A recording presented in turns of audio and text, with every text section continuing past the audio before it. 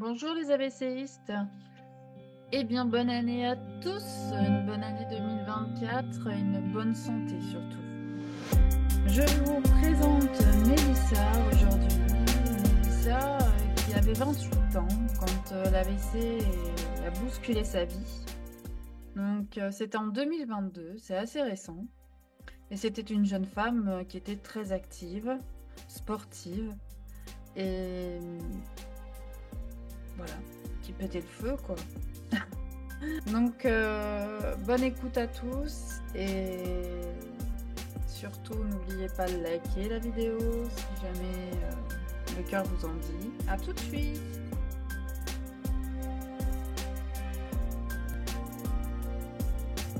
Bonjour Melissa, Bonjour Marina.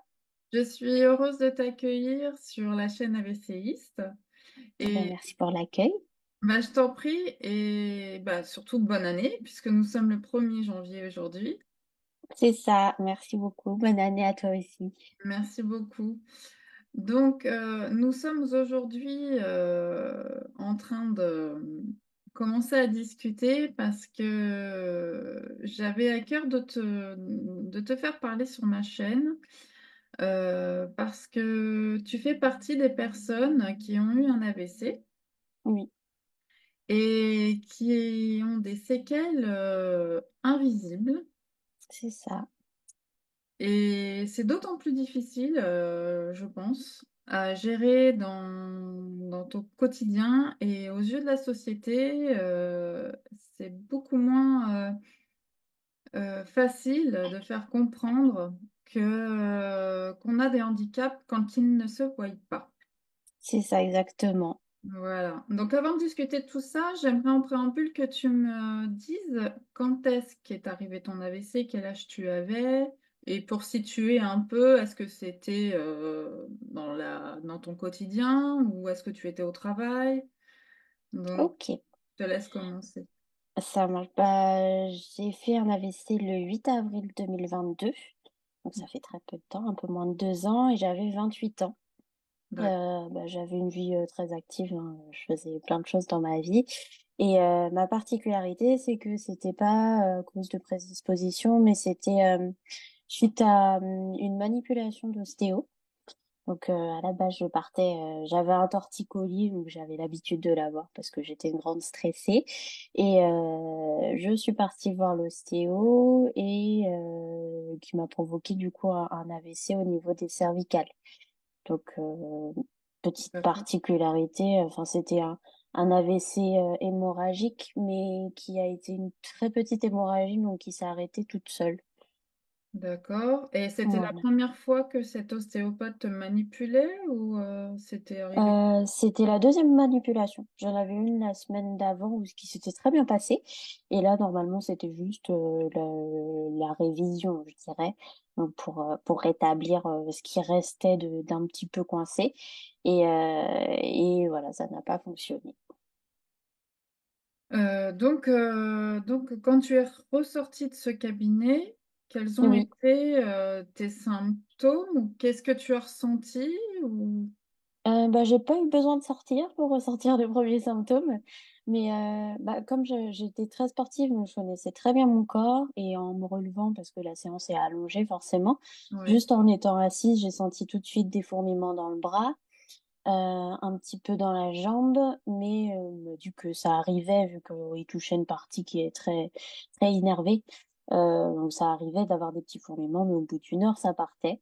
oui. Et c'est derrière, enfin après la séance, en me relevant, là, j'avais plus du tout d'équilibre. Enfin, j'étais vraiment collée au mur à gauche. Je sentais quasi plus ma jambe. J'ai eu un gros coup de chaud, comme un énorme malaise. Bon, j'ai réussi parce que j'étais collée au mur à ne pas tomber. Ouais, Mais tu c'est m'as vraiment dit, parce que ouais. le couloir était étroit, quoi. Et après, oui, j'ai quand même eu un élan de lucidité en retournant dans le cabinet et j'ai été prise en charge par l'ostéo qui a appelé les secours. Mais c'est vrai que sinon, j'aurais été toute seule dans la rue, quoi. Donc, grâce à cet élan de lucidité, j'ai pu retourner, rebrousser chemin comme je pouvais, même si c'était très difficile, mais j'ai réussi et on m'a tout de suite pris en charge. D'accord. Quand tu dis que l'ostéo a appelé les secours, les Oui. secours, eux, les pompiers, ils ont déterminé tout de suite que tu faisais un AVC ou ils t'ont orienté vers l'hôpital, par rapport à tes constantes qui étaient pas forcément au top ou Bah, ils ont identifié? Ils ont identifié? ils ont dit que c'était une suspicion d'AVC ischémique parce que je parlais très bien. Et Ouais, donc j'ai pas eu de problème, j'ai pas eu de paralysie au niveau du visage. J'avais ouais. juste des fourmillements, je ne tenais plus assise ni debout. Ah oui, Enfin, c'était très fort dans mon corps, mais en fait, à l'extérieur, c'était juste si on me mettait assise comme un bébé, je retombais sur le côté, mais rien ouais. de. Je tenais quand même debout si on me tenait. Enfin, j'avais un petit peu d'équilibre, mais le reste s'est déclaré plus tard. Donc, ils m'ont quand même transporté à l'hôpital. Mais c'est vrai que le lendemain, comme je paraissais relativement bien et que, encore une fois, j'ai eu aucun problème de parole, ni problème cognitif, Ouais, bah, on m'a demandé le lendemain de repartir chez moi, ce qui c'est n'était pas vrai? possible physiquement, ouais. Le lendemain matin, je suis arrivée le soir aux urgences vers 20h et le lendemain matin, enfin, il peut être peut-être vers 11h parce que j'ai pas trop la notion du temps, mais fin de matinée, on m'a demandé si quelqu'un pouvait venir me chercher pour repartir. Donc tu n'avais pas passé du tout d'examen de contrôle? Non. Alors, j'ai Oh là là. honnêtement, heureusement enfin, je me suis dit heureusement que j'ai gardé justement beaucoup de lucidité parce que Oui, la parole, c'est la seule chose qui me restait. mais oui, Tout le reste ne fonctionnait plus. Je voyais pas bien non plus. Et enfin, le matin, quand on m'a dit ça, j'ai demandé à voir un médecin.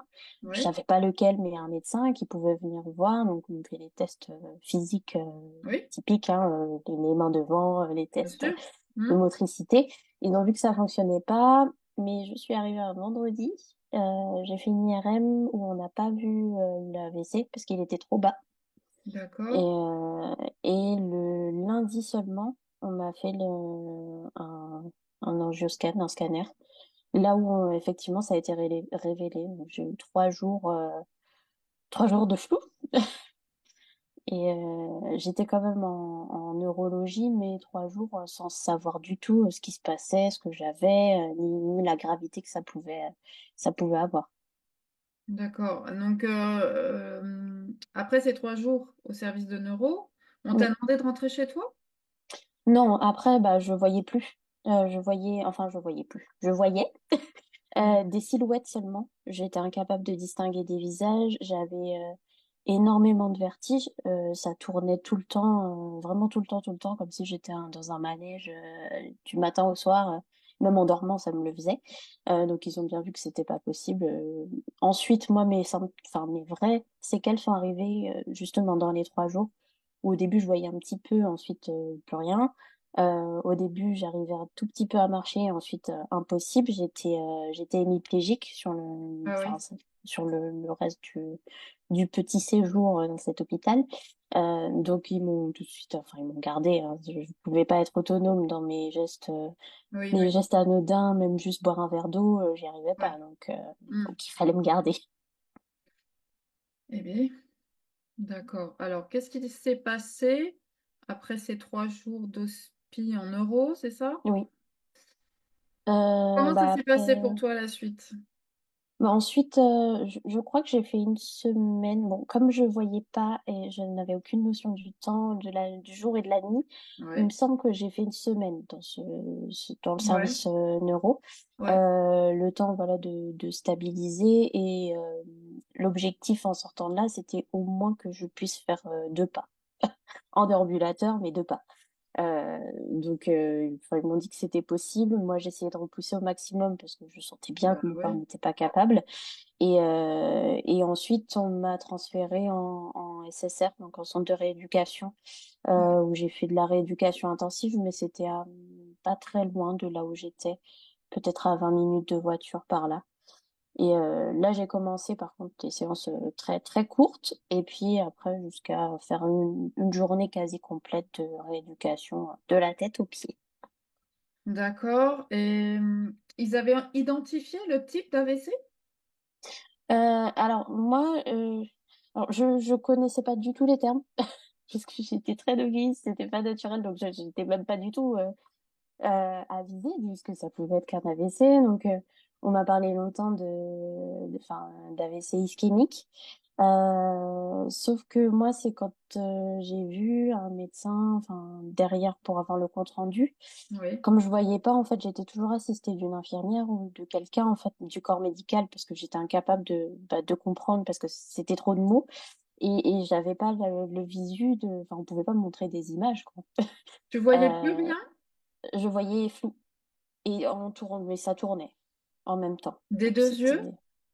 alors moi c'était une vision globale, mais c'était l'œil gauche en fait qui avait un problème. Mais D'accord. je pense que j'étais tellement dans le brouillard que j'étais incapable de voir plus que ça, quoi. Hmm. Et oui, donc je l'ai su après en fait que c'était une dissection, donc un AVC hémorragique, mais Ouais. une petite hémorragie. Mais je l'ai su vraiment, j'étais quasi sortie de centre de rééducation, Ouais. quoi. D'accord. Mais voilà, après, comme je me rétablissais quand même assez rapidement, on m'a pas non plus vraiment expliqué. On m'a juste dit, t'es jeune, tu te remettras bien, et puis bah, Ouais. et voilà, tu auras un suivi. Donc c'était plus, on me rassurait, mais on m'expliquait pas. Et vu que je savais pas ce qu'il fallait poser comme question, bah, j'avais pas de réponse du tout. Ouais. Rappelle-nous l'âge que tu avais quand c'est arrivé. 28 ans, 28 ans. c'est D'accord. ça, Donc oui, disons, ils se sont voulu rassurants parce que tu étais jeune, c'est mais ça. finalement, tu es resté sans réponse un bon bout de temps, et puis tu as fait tout Oui, le parcours de rééducation. euh, bah, sans savoir d'ailleurs, excuse-moi, est-ce qu'ils t'ont oui. traité en quoi que ce soit, à part cette rééducation que tu as dû entreprendre? Est-ce que tu as eu Hum, un traitement ou quelque chose? alors j'ai juste un anticoagulant que je continue. Parce qu'en fait, bah, c'est comme n'importe quelle blessure, hein, ça va gonfler là où ça a été lésé, donc mon artère est rétrécie parce qu'elle est gonflée, mais c'est juste ça. Et à chaque fois, enfin, j'ai fait des tonnes d'examens forcément pour savoir d'où ça venait, en plus de la manipulation, parce qu'on cherchait une cause vraiment physique. J'ai fait énormément d'examens et dans tout, on me disait, bah non, tout va bien. Donc, bah, du coup, moi, j'ai été en, oui, ok, tout va bien, mais qu'est-ce que j'ai? Jusqu'à il y a très peu de temps, je crois, il y a 2 semaines, je n'avais pas de réponse à qu'est-ce que j'ai et comment je vais aller après. Donc, ça a été très long et très compliqué, enfin, plus psychologiquement que physiquement, parce que mon Oui, corps se rétablissait. Donc, j'y arrivais quand même à faire des choses. Aujourd'hui, je suis autonome dans tout, mais avec cette question de bah, est-ce que ça reviendra et est-ce que je vais c'est bien ça, vraiment? c'est ça. Et je pense que ça, on a tous besoin de réponses en fait. C'est ça. Est-ce que ça va se reproduire? Parce que c'est très anxiogène de vivre comme ça. Exactement. Et qu'on ait 28 ans ou qu'on en ait 72, je pense que c'est pareil pour tout le monde en fait. Bah, c'est ça. Et puis, vu l'état dans lequel on peut être à ce moment-là, enfin, moi, Oui, j'ai aucune envie que ça revienne. Enfin, moi, vraiment, le problème de vue, ça m'a traumatisée. J'ai mm. aucune envie que ça revienne. Donc, juste avoir cette réponse de est-ce que ça reviendra? Et effectivement, enfin, ça m'a rongé vraiment, Ouais, je comprends tout à fait et je trouve qu'on a besoin de ces réponses. hein. Maintenant, les médecins, ils peuvent pas toujours nous apporter toutes les réponses à toutes nos C'est ça. questions, mais un C'est ça. éclaircissement au moins pour avancer, nous permettre d'avancer. Tout en étant moins traumatisé par cet événement de vie, parce que Oui, c'est un événement traumatisant. Comme beaucoup d'entre nous, tu as vécu ça comme un coup d'arrêt dans ta vie personnelle, oui. professionnelle, parce que d'ailleurs, où en étais-tu quand c'est Alors, arrivé? et ben, je vivais ma vie à fond, hein. Pour le coup, enfin, j'avais eu une rupture sentimentale 2 ans avant, donc 2 ou 3 ans, je sais plus. Mais mon objectif, c'était de voyager. Donc j'étais toujours, moi, avec mon sac à dos, ma voiture, et puis je partais aux 4 coins de la France. J'étais chez moi quand j'étais dans la région, j'étais chez moi de 23 heures à 6 heures du matin, juste pour dormir, quoi. Parce D'accord. que voilà, j'étais jeune, j'étais sportive, j'avais plein de projets et vraiment moi ça a été un arrêt brutal avec C'est ça. enfin, aucun signe d'alerte, mis à part le torticolis, mais en tant que stressée de la vie, j'étais souvent coincée des épaules, du cou, enfin, c'était des choses que je connaissais. Mais l'arrêt, là, le jour de mon AVC, moi, c'était un vendredi, j'avais prévu d'être tout le week-end dehors.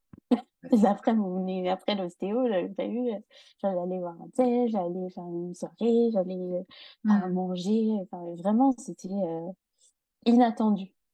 Ouais. C'était la vie à 100 à l'heure et puis d'un coup d'un seul, Exactement. ça a été un frein pour beaucoup de C'est choses. ça. Et puis j'étais vraiment, je prenais mon indépendance, mon autonomie, j'avais besoin de personne. Et bah derrière, quand on est hémiplégique, besoin de personne, ça ne veut rien dire. Vraiment. C'est vrai, c'est pour chacun de nos gestes, il fallait poser des questions, il fallait que tout le monde soit autour de moi. Donc vraiment un changement radical. De parler ouais, donc tu nous as parlé de ta rééducation. Oui. Il a duré à peu près combien de temps, Mélissa? La durée, je dirais 5 mois en tout. Enfin, 5 mois non-stop. Et Ouais, après, j'avais bah, toujours, que j'ai toujours d'ailleurs, des problèmes de vue, donc il faut que je continue ma rééducation des yeux chez l'orthoptiste. Donc ça, l'orthoptiste. j'ai pas arrêté, mais sinon tout le reste, je n'ai plus de rééducation en tout cas, Oui, c'est plus mis à suivi. part, voilà. D'accord. Et un psychologue ou un thérapeute, peut-être? Pas Non. du tout. Alors D'accord. moi j'avais déjà un thérapeute avant, parce que j'avais eu une rupture très difficile avant, donc je l'ai revu quelques fois. Mais enfin, honnêtement, psychologiquement, cet AVC m'a fait du bien, parce que ça m'a permis de m'arrêter là où en fait, il y a plein de gens qui sont comme ça, parce que je le vois autour de moi, mais s'occuper pour ne pas penser. Et là, le fait d'arrêter, eh ben, il faut penser à nouveau et penser aux choses qui nous font du bien. Donc, du coup, ça m'a vraiment, au niveau psychologique, l'AVC m'a fait du bien et j'ai arrêté ma thérapie. Ça fait plus d'un an, en fait. Enfin, c'est ça, dernier rendez-vous en janvier 2022. Donc, c'était ça. Il y a un an, j'ai arrêté. Ouais, c'est important ce que tu dis, et c'est marrant parce que c'est pas quelque chose que j'entends souvent. Oui. Non, mais c'est vrai. Donc, tu as plutôt tiré des bénéfices Ah euh, oui. par rapport Ah à oui. ton suivi avec ton thérapeute, avec ton psychologue ou autre chose. Oui.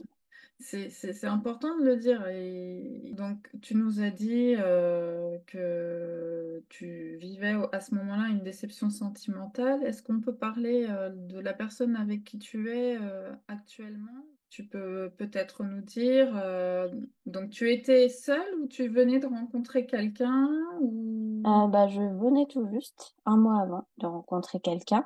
Donc c'est les tout débuts, là où on cherche à se séduire, etc. Donc on s'était vu quand même pas mal de fois. Et,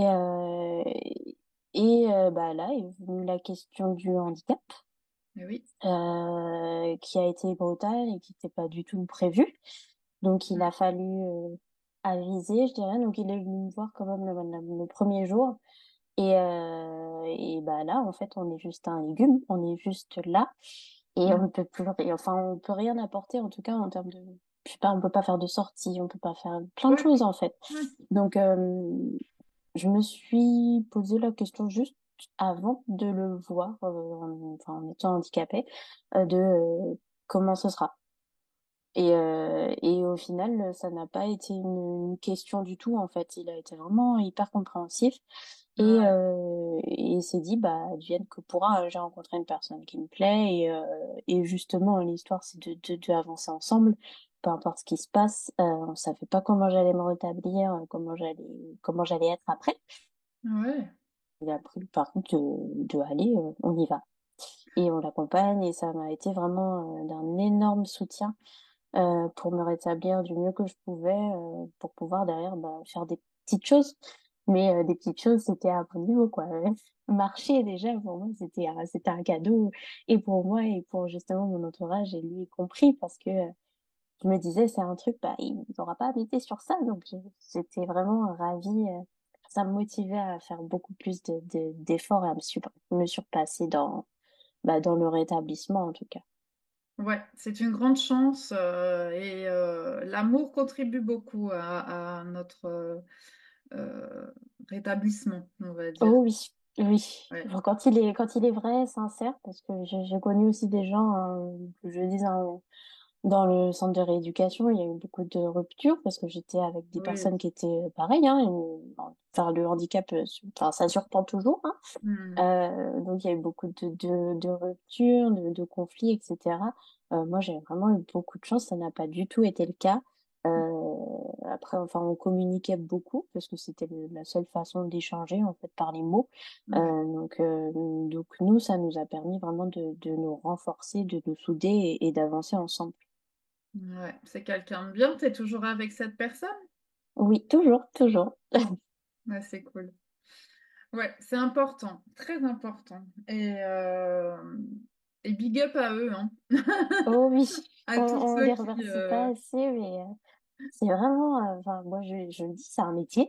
Ouais, Et pour les gens qui prennent, bah, justement, qui se disent, je vais continuer, franchement, bravo, parce que même pour nous, c'est compliqué, mais pour quelqu'un qui doit aider dans le quotidien avec, bah, en fait, mon physique est aléatoire, mon énergie est c'est ça. aléatoire, toujours devoir s'adapter et apporter l'aide dont on a besoin, Ouais. c'est un gros effort et vraiment bravo. Merci beaucoup à toutes ces personnes qui font cet effort. Vraiment. Exactement, exactement. Tu dis pas mieux là. Ton entourage proche, je parle de Oui. ta famille et tes amis. Comment ça s'est articulé? Parce que je sais que la famille et les amis peuvent être impactés et peuvent réagir aussi de différentes façons. Donc, Oui. comment ça s'est passé pour... Bah moi, le premier jour, j'ai averti que bah, justement mon ami et mon entourage très proche, donc mes parents et mes frères. J'ai eu l'avantage de ne pas voir. Je n'avais pas enfin, je n'avais pas d'image, donc j'ai su qu'ils étaient là, mais je ne voyais pas leurs émotions. Ah ouais, Donc j'ai eu intéressant. voilà, donc j'ai eu ce gros avantage. Ils m'ont raconté a posteriori comment ils ont vécu, donc ça a été très dur hein, pour eux, sachant d'autant plus que comme moi ça m'est arrivé le soir et j'avais juste un truc en tête, c'est je ne veux pas dormir. Donc, Ah ils ouais. sont venus le lendemain matin. Je devais être cernée, enfin, je devais ressembler à un panda, vraiment. Je devais avoir des cernes pas possibles. Je bougeais plus. Enfin, ça a dû être vraiment impressionnant. Et pour le coup, moi, je voyais pas, donc j'ai pas pu voir. Je pense qu'ils ont essayé de rester neutres. En tout cas, Ouais. ils sont pas du tout fondus en larmes ou quoi que ce soit. Et Il n'y a pas vraiment, eu je les remercie pour d'apitoiement? ça.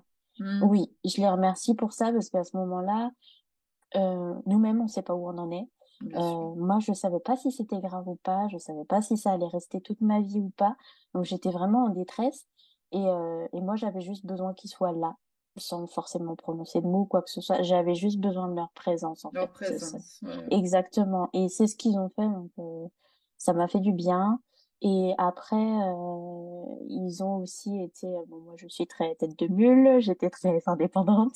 Donc, j'essayais d'être aussi indépendante dans mon établissement. Donc, j'essayais de faire des choses Ah, et ils le prenaient plus à la rigolade en disant, maman, ça, t'es un petit peu maladroite ces temps-ci, on va t'aider. Donc, nous, on le prenait vraiment, enfin, on rigole beaucoup dans ma famille, donc on l'a pris avec légèreté. Ils m'ont accompagnée et pas aidée. C'est important quand même de faire la distinction entre les deux. Je faisais et ils s'aidaient à hauteur de ce que je demandais. Et voilà. Mais sinon, les amis, bah, ça a permis de faire du tri. ouais. Parce que bah, ceux qui sont venus en pleurant, enfin, moi, c'est vraiment pas ce dont j'avais besoin. Donc, j'ai été très cash. Bon, après, apparemment, c'est une des séquelles de la vie, c'est d'être très Oui, cash. oui, oui, je te Voilà. rassure, bien sûr. Bien Donc, sûr. quand je n'avais pas besoin, même si on était dans ma chambre d'hôpital, je disais, je ne veux pas te voir. C'était vraiment, Ouais. j'utilisais des mots très, très durs, mais ça m'a été bénéfique parce qu'aujourd'hui, j'ai des personnes dans mon entourage, que ce soit les amis, la famille, enfin, j'ai vraiment des personnes qui vont avec moi et on est vraiment, aujourd'hui, on est une équipe, je peux le dire. Enfin, tout le monde me dit on a fait un AVC et pas j'ai fait un AVC. Donc pour Ah, dire à quel point on est d'accord. vraiment tous ensemble dans ma remontée et ils l'ont pris très à cœur et c'est comme si ça leur était arrivé à eux. Effectivement, ça leur est arrivé parce que ils ont dû aussi faire face au Ouais. handicap et gérer avec. Donc c'est adapter en fait tous nos moments ensemble. Et enfin, vraiment, enfin, je le dis, hein, c'est aussi grâce à eux, et surtout grâce à eux, que j'ai eu envie d'avancer. Parce Mm. que bah, je voulais aussi ne pas trop être un poids pour eux, même si c'est pas des choses qu'on maîtrise, hein. Bah oui. C'est pas des choses qu'on maîtrise, mais le peu que je pouvais faire, bah, je leur faisais part. Et puis, c'est des choses en moins, comme je dis, pour eux. Donc ça me faisait du bien de progresser pour euh, leur enlever des petites tâches. Il n'y a Et pas eu de rejet. Comment dire? Alors, je vais. Quand on a quelqu'un qui, toute sa jeunesse, est, comme tu devais l'être, quelqu'un de mm, très occupée, oui, très indépendante, et qui, bon, bah, du coup, tu te retrouvais un peu moins mobile, mm, peut-être plus en, moins- pas en demande de la même façon, mais bah, du coup, tu dépendais aussi un petit peu d'eux, de leur aide, même si tu disais que c'est c'était ça. toi qui initiais, en fait, le moment où tu avais besoin d'aide. Oui. Euh, est-ce qu'il n'y a pas eu de cassure ou de rejet de la part de tes proches, de certains de tes proches? Euh, non, alors il y a eu quand même un moment de flottement où on se regardait parce que ben, comme je demandais pas du tout d'aide, enfin j'ai toujours été très indépendante et avant le handicap, quand on m'aidait, enfin limite ça me mettait en furie, je supportais pas ça. Donc le moment où bah là t'as besoin, qu'est-ce qu'on fait? Et puis moi Mm. je me demandais aussi qu'est-ce qu'on faisait et comment on fait pour demander de l'aide. Il y a eu ce petit moment de mince. Ouais, il Faut faut se s'adapter, régler, quoi. il faut Mm. trouver. Mais au contraire, je trouve que ça nous a rapprochés avec vraiment tout le monde, enfin tout mon entourage, peu importe qui, ceux qui sont restés en tout cas dans mon cercle, parce que je l'ai décidé. Mm. Vraiment, ça nous a rapprochés parce que là, j'ai pu exprimer bah, des émotions, chose que je ne faisais pas avant. Donc, exprimer mes émotions, exprimer à quel point ils étaient importants pour moi, à quel point une petite attention peut générer beaucoup enfin, d'émotions et enfin, un sentiment de réconfort chez moi. Donc, au contraire, ça nous a vraiment rapprochés. Et, aujourd'hui, on est vraiment unis et on communique énormément. Ouais, Là où avant, je dirais les attentes, c'était induit. On se dit quelque chose et oui, puis la personne comprendra ce qu'elle veut. c'est Là, vraiment, on met les mots. J'ai besoin de ça, j'ai envie de ça, j'apprécie quand tu fais ça. Ça, par contre, ça ne me convient pas. Aujourd'hui, c'est quelque chose qui est en place dans toutes mes relations et qui fait vraiment que je suis soudée avec tout le monde. Et maintenant, j'aime très fort aussi. C'est quelque chose qui est revenu quand j'aime très fort. Et maintenant, je lui dis vraiment, enfin, quitte à le crier sur tous les toits. Et voilà. bah, c'est bien, ça a rétabli certaines choses, en fait, hein, C'est tu ça, vois, bah, des ça va. choses qui n'existaient pas. Et enfin, comme je dis, moi, vraiment physiquement, ça a été dur. Mais tout le reste, ça m'a apporté tellement de choses Oui. qui me font du bien et qui me font du bien encore aujourd'hui. Ça a débloqué des petites cases qui n'existaient pas et Mm. qui font qu'aujourd'hui j'ai une vie très apaisée, que même si parfois j'ai l'énergie de faire plein de choses, je suis capable de dire bah là ça n'est pas nécessaire, ça ne Ouais. me fera pas du bien, donc ou alors pas comme j'en ai besoin, et ben je ne le fais pas. Donc c'est vraiment ça m'a apaisée. Ouais, ouais, c'est très bien ça. Ouais. Après les séquelles de l'AVC, est-ce que il y a quelque chose ou quelqu'un qui t'a permis de rebondir après cet accident? Euh, Bah, moi, c'est vraiment, enfin, pour le coup, mon entourage, parce qu'ils ont continué à me dire, bah, quand tu sortiras, on fera ça, on ira à tel endroit, on voyagera. Et en fait, c'est des petits trucs, c'est comme si on dit à un enfant, bah, tiens, si tu fais ça, t'auras un bonbon. Donc, ça, en fait, ça me motivait à me dire, bah, oh, super, on va aller, peut-être on va aller en Bretagne, bah, moi, je veux y aller. C'est, c'est, c'est, Ouais, ouais, c'est je ballot, mais en fait, comprends. c'est des petits trucs wow, bah tiens, je vais avoir un repas, on va jouer au ballon, il faut que je sache jouer au ballon, quoi. Bon, aujourd'hui, j'y arrive encore pas, mais c'est des petits trucs que je me dis, un jour, j'y arriverai, et ce moment-là, je pourrais le partager, justement, Ouais. à hauteur de mes capacités, mais voilà. Et puis, j'avais aussi, en tant que sportive, j'avais aussi des objectifs où moi, quand je suis revenue, quand je suis arrivée en centre de rééducation, je me disais, enfin, déjà, je m'habillais en tenue de sport, comme si j'allais faire, comme si j'étais championne olympique. Alors Tu que vas faire j'étais, un truc d'enfer, voilà, alors que tous déjà les mettre un soirs. t-shirt, j'étais épuisée, donc mais j'y croyais en fait et j'étais vraiment mais je disais que j'étais dans l'illusion mais en fait c'est quelque chose où j'étais motivée et quand l'équipe médicale est arrivée ils me disaient ah bah voilà sportive sauf que je marchais à 1,3 km tous les jours enfin c'était vraiment j'étais dans mon rêve d'enfant quoi Ouais, ouais. ça m'a vraiment motivée et puis quand je suis arrivée ils m'ont dit bon bah qu'est-ce que vous voulez et puis moi je leur ai dit je veux courir alors que je ne savais même pas marcher, je savais Ouais. rien faire toute seule et je leur ai dit je veux courir. Et du coup, j'ai réussi à faire 3 foulées avant de sortir. Et ça a été un moment tellement fort parce que c'est vraiment Ouais. quelque chose que je voulais. J'en ai pleuré de joie. Même l'équipe médicale a pleuré avec moi parce que on a réussi. Donc en fait, ce qui vraiment m'a tenue, c'est mes petits objectifs foufous de Oui. tel événement, je veux le passer, telle chose, je veux le faire parce qu'aujourd'hui, je suis pas capable, mais c'était comme vraiment un enfant de, ah bah tiens, papa, il fait ça, bah, quand je serai grande, je vais faire comme papa. Et Hmm. c'est ça, en fait, c'est mon insouciance, je dirais. Je sais pas où j'irai, mais je veux aller là. D'accord. Et tu étais une sportive de haut niveau ou tu es... Euh, J'étais danseuse. Bon, j'ai été classée au niveau national. Je faisais partie d'une compagnie semi-professionnelle, Ouais. donc quand même pas mal.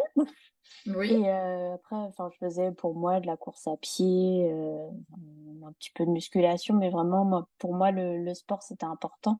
C'était ma façon de me défouler, donc Oui. c'est Mhm. quelque chose qui me tenait vraiment à cœur et que je voulais pas perdre. Ouais. Donc tout ça, je le souligne parce que en fait, tu étais quelqu'un qui prenait soin d'elle. Exactement. Et donc l'AVC peut arriver à n'importe qui. Voilà. Exactement. Et Sportif ou pas. c'est ça. J'étais très sportive, je mangeais très bien. J'avais vraiment une hygiène de vie quasi irréprochable. Je faisais très attention à tout. Et alors, ça m'a aidé, par contre, pour la rééducation, La parce que récupération, ouais. c'est ça. En fait, tout simplement, quand on est sportif, on connaît son centre de gravité. Bah, quand on sait plus marcher, même si on n'arrive pas physiquement à le sentir, on sait où il est. Donc, Ouais, c'est des ouais. petits trucs, en fait, des petites astuces qui m'ont permis de me rétablir plus vite. Hmm. Mais sinon, enfin, ça arrive vraiment à tout le monde. Ouais, ouais. Ça surprend, mais voilà. Ça, c'est vraiment, faut pas penser que ça arrive qu'aux autres, que Ouais, je c'est ça. pensais. Ça arrive à tout le monde. Ouais.